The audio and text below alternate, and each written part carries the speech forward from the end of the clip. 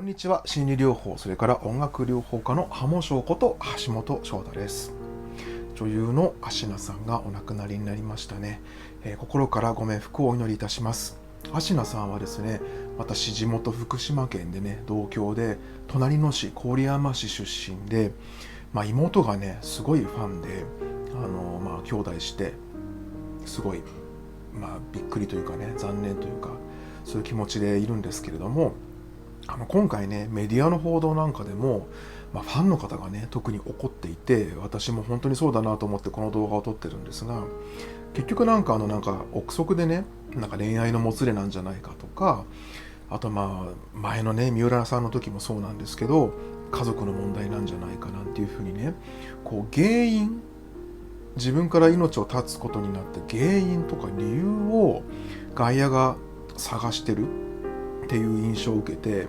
でそれはねすごく誤解されてるなと思って、私この動画を撮ってます。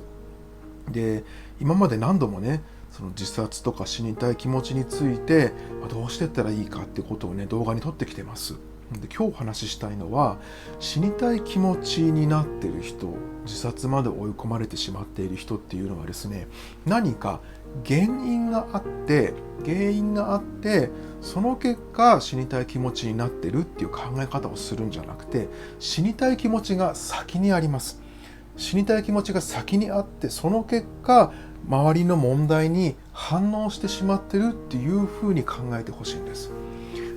どういうことかというとね、何度もお話ししてますが、死にたい気持ちっていうのは脳機能の不具合で起きてます。脳に不具合が起きてます。本来は生きるようにプログラミングされている生き物が死にたいっていう気持ちになってるってことは、脳が誤作動を起こしてるんですね。脳が誤作動を起こしてます。でその誤作動の原因っていうのは、栄養素が不足してたりとか、それによる神経伝達物質の乱れだったりとかね、セロトニンなんかのね乱れだったりとか、あるいは環境的なストレスがあったりとか、今までのねストレスの蓄積だったりとか、あるいはその生育環境だったりとか、いろんな問題があるんですけども、結果起きていることは脳機能の不具合なんですよ。でこの脳機能の不具合っていうのは、その人が弱いからとか根性がないからとかっていう、そういう精神論でどうこうできるものじゃないんです。もっと肉体的な原因です。脳が正しく機能しなくなってしまっているっていう状態で、これは気合根性努力でどうにかなる世界ではないんです。でね、今日のお話に戻るんですけども、こんな例があります。とある男性が、仕事がうまくいかなくなって経済的に問題を抱えて死にたい気持ちで苦しんでました。でこの状態でこの経済面の問題が解決したんです、一時的に。そしたらこの人が死にたい原因になってたのは経済的な問題、会社の問題だったから、もうこの人は死にたくなくなるはずじゃないですか。ところが今度は会社は問題なくなったのに、この人は今度は夫婦関係の問題で死にたくなり始めたんです。奥さんとうまくいかないと。で離婚するかもしれないっていう感覚、問題をね感じ始めて死にたい気持ちになっている。で結局追い詰められてね、自分で自分を追い詰めてしまって入院っていう形を取りましたね。でこの方はたまたま薬物治療とかね、入院が功を奏したんですね。死にたい気持ちが消えてきたんです。死にたい気持ちが消えました。そしたらですね、実は入院中にこの奥さんからついに離婚届を突きつけられてしまったんですけども、この男性はそこで死にたいとは思わなかったんです。一人になっちゃうけどなんとかやっていけると思いますっていうふうに、前はね奥さんと関係がうまくいかないから死にたい気持ちを抱えていて、だから離婚なんてことになったら当然死にたくなってしまうはずなのに、死にたい気持ちが落ち着いたら奥さんとの離婚という現実がやってきたとしても落ち着いてたんですよ。で実際に入院中に会社のこともねまたうまくいかなくなってしまって、経済面の問題も抱えてしまったにもかかわらず、この人はやはり落ち着いて、でも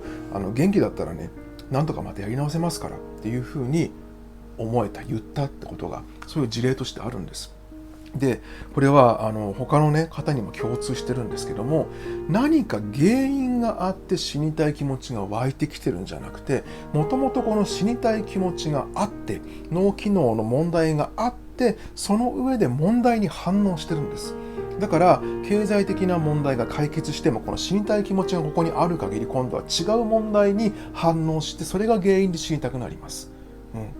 だからね、うつがひどい時とか死にたい気持ちにすごくとらわれてる時っていうのは極端な話コーヒーこぼしても死にたくなるんですよ。コーヒーこぼしてしまって部屋が汚れてしまった。もう私はなんでこんなにダメなんだろう。コーヒーこぼしてなんで私はダメな人間なんだろう。もう死にたいって思うんです。本当に。そのくらい脳機能に問題が出てしまっていることが問題なんですよ。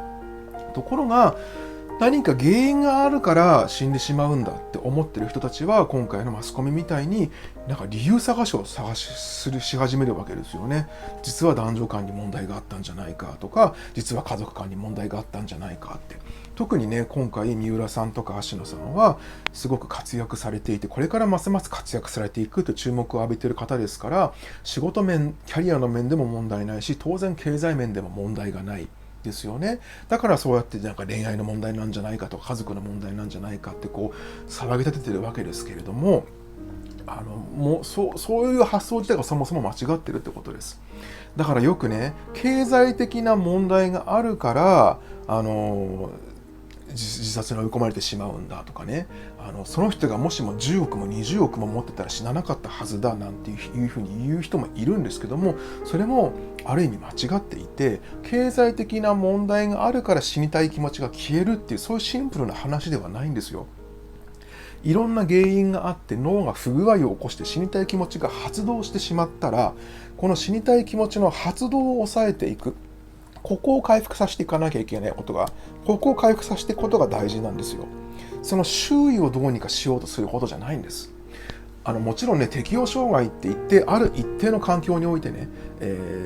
問題うつが発生してしまうなんて場合には環境を変えることによって良くなっていく場合もあるんですけども、そういう場合もあるんですが、今日話したかったのはその死にたい気持ちの原因としてね、何か理由があった、失恋とか経済的問題とか何か理由があったから死にたくなるんだっていう発想は実は間違っていることがあるよってことなんです。だからそうやって安易に理由探し、死ぬほどまで追い込まれて理由探しをする人がいるんですが、そんなにシンプルな問題じゃないんですよ。いろんな過程があって、その過程の中でその方が脳機能に不具合を起こして死にたい気持ちが出てきてしまった。そうなってしまうと、仕事の何かあっても死にたいって思ってしまうし、恋愛とか人間関係で何かあっても死にたいって気持ちが湧いてくるんです。湧いてくるというか、死にたい気持ちがもともとそこにあるので問題と結びついてしまうんです。だから死にたい気持ちを持ったままで周囲の問題を解決していっても、実はこの死にたい気持ちって消えない場合が多いんです。だからこの死にたい気持ちそのものを改善していくってことが大切になってくるんですよね。だからその解決方法としてはもちろん栄養をしっかりとる、神経伝達物質のバランスを整えるっていうことも大事ですし、本当に急性の死にたい気持ちがある場合には薬物的な治療も必要になってくる場合がありますしね、そこに加えてもちろん心理療法的なアプローチも大切になってくるわけです。だから原因を取り除いたら死にたい気持ちが消えるっていうそういうシンプルな話ではないですし、何か原因があったから死にたくなるんだってそういうシンプルな話でもないんです。経済面に問題がなかったら死なないとかそういうシンプルな話ではないんです、ね、だからそれを知っておいてほしいなと思ってこの動画を撮影してます。それでね、前の動画でもお話ししたんですが、今死にたい気持ちで苦しんでいる方はぜひ私の他の動画も見てください。その上で死にたいって気持ちをもうこれ以上感じたくないって言葉に変えてみてください。死にたいっていうのはもうこれ以上苦しみとか悲しみとかに自分が耐えられないっていう状態なんです。この感覚を感じ続けるくらいだったらもう感じないようにしてしまいたいっていうのが死にたいっていう感覚なので、死にたいって苦しんでる時に一旦冷静になるためにね、私はもうこれ以上感じたくないんだっていうふうに言い換えてみてください。そうすると一旦冷静になることができますのでね、そうすると少しまた見えてくるものが出てきますから、ね、そんなふうにして自分の死にたいって気持ちのね言葉を言い換えてみるっていうのもやってみてください。今日お伝えしたかったのは、その死にたい気持ちになってしまうっていうのは原因があって死にたい気持ちになるって皆さん思ってる場合が多いんですが、実は原因じゃなくて死にたい気持ちが先にあって、その結果問題に反応してるっていう場合がすごく多いんです。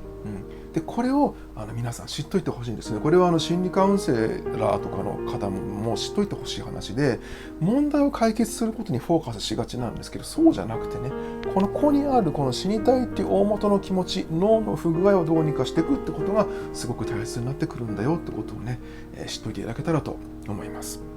今日は以上になります。橋本翔太でした。